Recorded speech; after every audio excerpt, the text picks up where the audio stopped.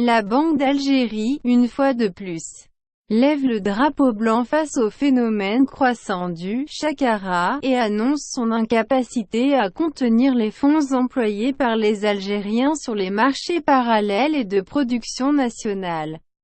Augmenter leur valeur à 31% du total des flux de trésorerie sans fournir de solutions efficaces pour le contrôle futur des fonds. Les déclarations du responsable des prêts à la Banque d'Algérie confirmant l'incapacité du gouvernement à contenir le phénomène des marchés parallèles et à attirer les fonds échangés par les propriétaires qui préféraient les exploiter dans des activités illégales ou technisa, refusant d'entrer dans les banques nationales et l'emploi au profit de l'économie nationale, pour atteindre la valeur de 4 700 milliards de dinars. Selon les chiffres financiers et de trésorerie communiqués par la Banque d'Algérie pour le premier semestre de 2018.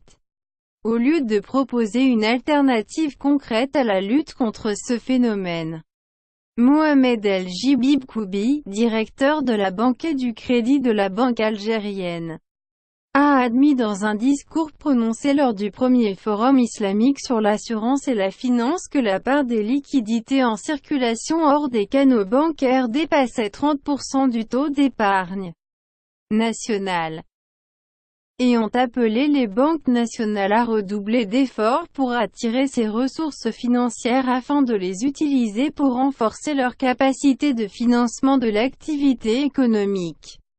en particulier des investissements, malgré les procédures et réglementations édictées par la Banque centrale. Outre l'arsenal juridique mis en place par le gouvernement pour contrôler les fonds extérieurs aux banques,